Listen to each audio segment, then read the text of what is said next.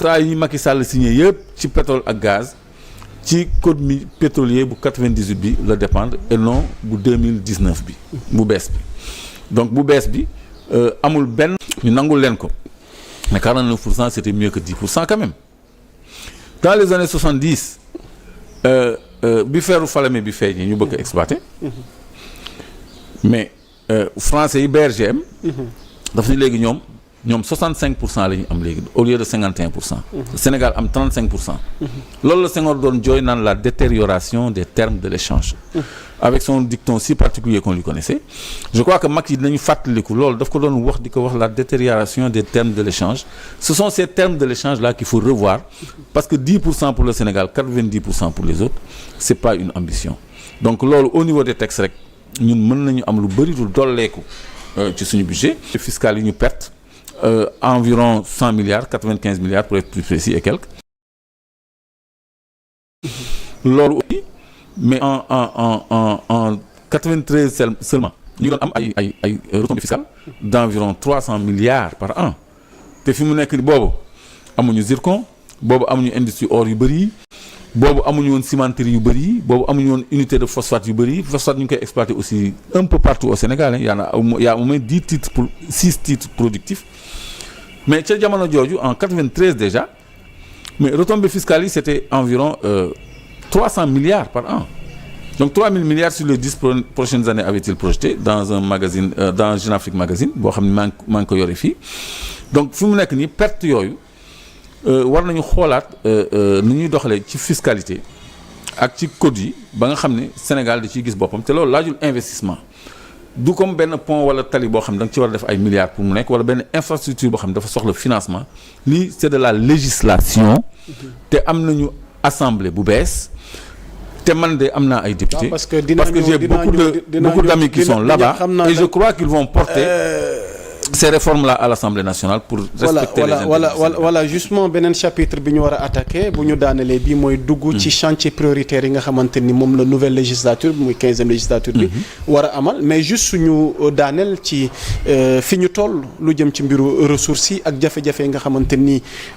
moom la Sénégal di ci dund ak wàllu renégociation au contrat bi déjà sax ku mel ni Ousmane Sonko am na un ouvrage pétrole et gaz au Sénégal chronique d'une spoliation dafay xaw a rejoindre sa thèse et combat bi nga yàgg mën ci domaine bi wala ci secteur bi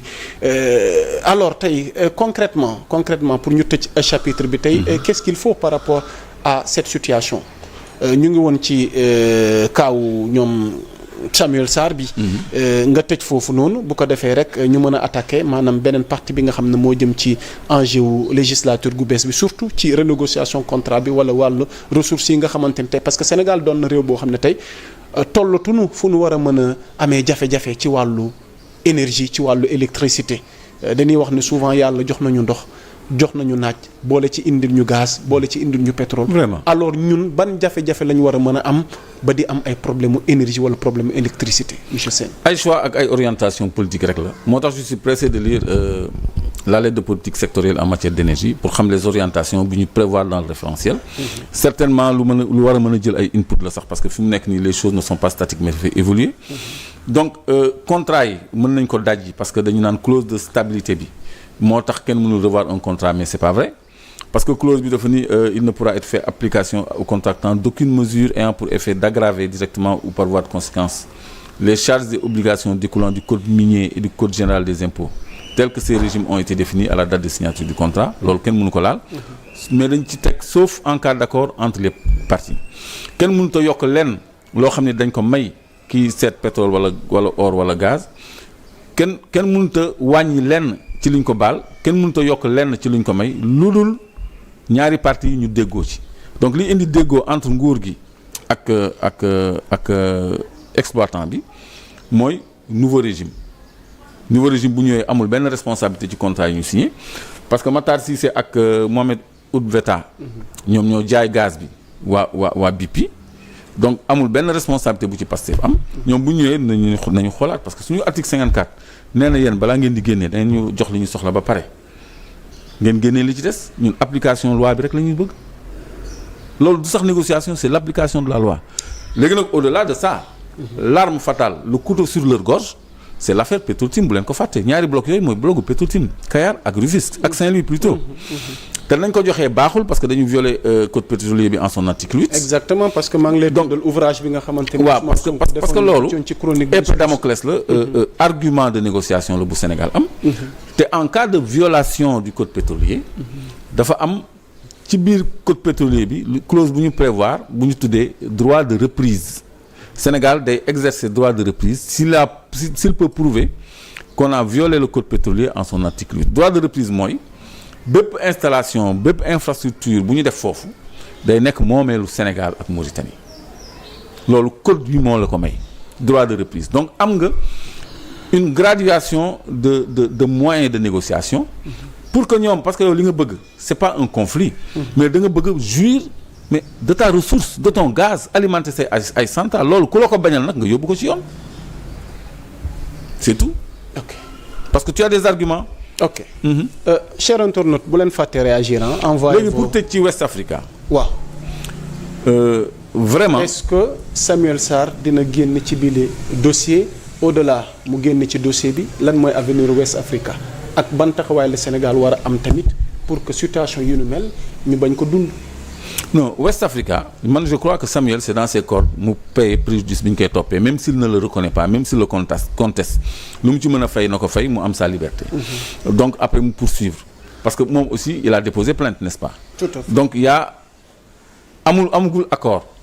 mais nañu def une médiation pénale et puis on tire cette affaire au clair mais kooku c'est entre eux actionnaires. mais man li ma intéresse c'est West Africa état du Sénégal état dafa war a racheter West Africa comme ni ñu jëndee woon. toute la Sénélec ci Hydro-Québec bi ñu ko joxoon loolu daal je crois que mooy conclusion bi mooy solution bi te Sénélec dem enfin vers la production parce que Sénélec il y a beaucoup à faire bés bu ñuy régler le problème de l'énergie danañu woo l'actuel directeur voilà voici la signature du contrat de vente et d'achat sur le gaz de GTA c'est le 11 février 2020 que ça s'est passé et l'accord porte sur la totalité du gaz de GTA Grande Tortue mu ngi nii kële ngeen di seen en arrière-plan mu toog kooku mooy monsieur Ndiaye naka Ndiaye sax encore maa ngi koy fàtte sax moom moo formaté Macky Sall moo nekkoon directeur de Petrosen donc monsieur Ndiaye moo toog noonu moom c'est lui qui tire toutes les ficelles moom mii te nit ñi xamuñu ko bu ñu ko mënee zoomer kee toog ne waaw mbaadu li jig njaag mooy njaag. mooy njaag en matière de mine en matière d'énergie il a été directeur des ICS aussi foofu tamit il y a beaucoup à dire fer bi aussi il s'intéresse Ousmane Ndiaye il est de Thiès donc moom c'est le mentor de Macky Sall kii moo yàq Macky Sall donc moo ko won fépp yëpp pexe bi ñuy am en matière minière pour am ay retombées yoo xam ni Sénégal di ci loru. mu ngi nii Ousmane Ndiaye lenn li di dem ci seen gafaka. ci ñoom rek et puis ils ont recruté leur collègue ndeysaan de l'Institut du pétrole de France au COS-Petrogaz avec des sursalaires et des moyens yoo xam ni li ñuy liggéey ay ingénieurs sénégalais mën nañu ko liggéey. c'est grave Macky ay promotionnaires am yëpp ñu ngi COS-Petrogaz tubaab laa wax. c'est-à-dire si je comprends bien des expatriés laay wax. mu mel ni ab bamboula moo fa amoon mais yéen mais allez quitter les studios allez demander. non mais l'histoire est là c'est des choses yoo xam ne am na lu ñu ci xam mais tey.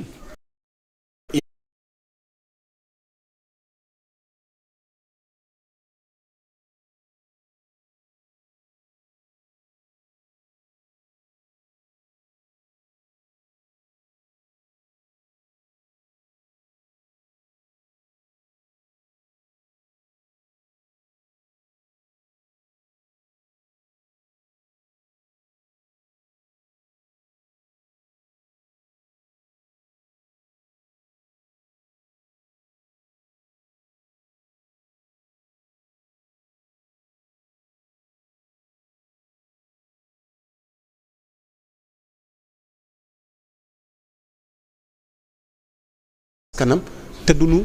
donte di nga ubbi sa loxo ut ndimbal de l'autre côté mais yëf yi bañ a àgg à ce niveau imagine 23% le Sénélec di produire li ci des yëpp daf koy lijjanti ak ay partenaires am te li ci bëri ñun ñoo ciy loru suñu gafaka di fi dem yëf yi di cher ba kañ. est-ce qu'on n'est pas capable, pour reprendre ta question, de produire nous-mêmes? Si, on est capable de produire nous-mêmes. West Africa Energy en est une preuve, parce que ñoom Samuel, ñoom Ablaye Diassiniko, ñoom ñoo lëkkaloo ak ñoom Arona Dia taxawal des privés une turbine à gaz de 300 mégawatts. kon Sénélec bi nga xam ne état da koy financer Sénélec bi nga xam ne day encaisser suñu milliards di ñu facturer nu mu ko neexee ñu koy lebal suñu xaalis yow mës nga lebal Sénélec xaalis si ci nga dëkk boo amee prépayé tu achètes 10 000 20 000 tu les consommes pas aujourd'hui da nga koy lebal Sénélec ba ngay pare consommer maanaam dans 2 semaines dans 3 semaines donc ñoom dañu am benn cash boo xam ne war nañu mën a am quand même un moyen d'entrer en production.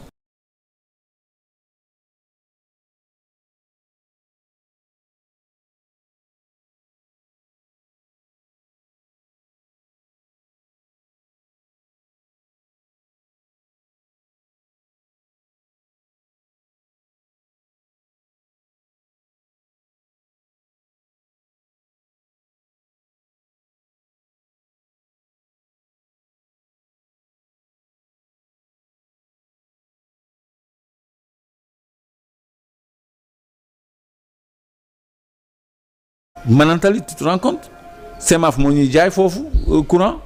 donc ñun bokkal champ solaire yi ñu fa teg yëpp Macky Sall inauguré woon ko ay ñun Cap de Biche Bel Air yooyu ay même Kunun Power c'est les Américains. ok donc on a Sénélec dafa war a dem vers la production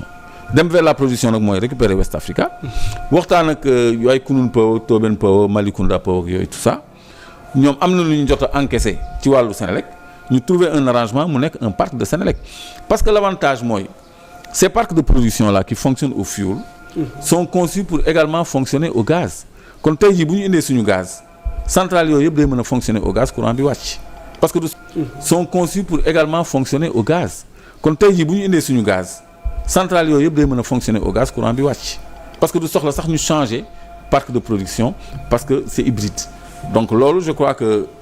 ci la autorité yi war a dem pour courant bi wàcc drastiquement et mon combat moi aw ma doom ba tànk aw ma dara de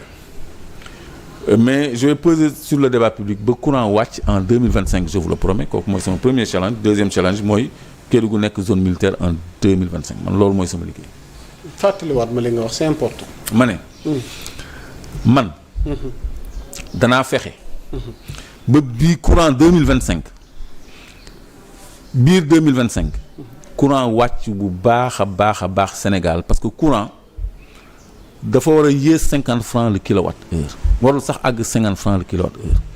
tey jii internautes yi xool leen le prix de l'électricité en Côte d'Ivoire. non sujet bu leen intéressé la internautes yu ñuy en Côte d'Ivoire ñoom commenté leen leen def partagé leen seen i xalaat. ci dañuy dem Google rek ne prix de lu wàññi courant bi rek la ñuy prix de l'électricité en Côte d'Ivoire c'est 48 francs à 80 francs et la nuit c'est moins cher. C'est 40 et quelques francs la nuit 48 francs 83 francs fii on te parle de 150 alors qu'il y a même pas le prix fixe du kilowatt na ku nekk jël dernier paiement woyofalam yi mu diviser chaque paiement par le nombre de kilowattheures obtenus dina gis 3 prix du kilowattheure différents donc le kilowattheure n'a pas de prix on nous arnaque on loolu c'est plus de l'arnaque dañuy racketter et on est obligé de le payer pour compteur yëpp day xonq compteur yëpp day signaler compteur yëpp day biper parce que c'est cher et ça ne doit pas être cher ça c'est mon combat pour 2025 te loolu solution bi mooy caïman yi lekk ñuy làqatu autour des producteurs indépendants yi jaay Sénélec courant yëpp ñu démanteler ko Sénélec produiral boppam courant au lieu que américain bi jóge fële ñu jox ko suñu 100 hectares mu lal ay panneaux solaires am du ko yëkkati sax 3 mètres pour ñu mën a béy ci suuf da koy lal ci suuf carrément neutraliser 100 hectares parce que il s'en fout excusez-moi l'expression yoonam nekku ci waaw bëggoon wax ba noppi dem toog fële ñu defal ko lettre de crédit France day toog ñu koy yónnee ay 70 milliards l'année 22 milliards l'année et cetera loolu dafay yomb donc ñooñu nga xam ne ñooy signé ak accords yooyu moyennant des rétrocommissions par exemple un projet de 50 milliards ñu jox la ci benn 5% nga jël sa 250 millions daal di dem toog fële moo la gënal intérêt Sénégal yooyu moo war a jeex man je reçois beaucoup d'informations de gens qui veulent venir ici pour faire des champs solaires pour être vendeur de fii c'est la poule aux œufs d'or quoi donc yooyu bu ñu ko dindee bateau turc boobu intérêt yi nekk ci gannaaw bu ñu ko Sénégal dañ ko auditer parce que le coût de l'énergie est surfacturé on peut diviser le coût de l'énergie par 4 ou 5 te day dem parce que Manantali courant bi fay jóge 35 francs la 35 francs bu ñu ko majoré 25 francs lay génnee ñun ñu koy jaayee Gambie 135 francs au lieu ñu injecté ko suñu réseau pour mu équilibrer yeneen prix yi nga xam ne dafa yokku mais xanaa balaa ngaa laax jaay doo laax lekk ba noppi. mais 26 milliards la ko Sénélec 26 milliards la ci Sénélec di am ci suñu quota Manantali boo xam ne dañ koy jënd ñu ko may de quota bu ñuy jaay la 35 francs tarif préférentiel parce que OMVS lañu ñoom seen wàll dañ koy jaay Gambie 26 milliards tous les ans à raison de 135 francs le kilowattheure. ñu teg ko fan. mais ci dugal xaalis Sénélec léegi comment on peut je comprends pas ñu ngi dindi bi tey ñoo teg Pape Toby Gueye et puis il y a un autre SG avant Pape Toby Gueye kooku ñooñu. mais ils doivent rendre compte. ok parce que nous on a les dossiers. c'est important. et je partagerai à la régie. naa leen defal benn récap bu ndaw. bu illustratif comme ça. ok mu mel ni internet yi on a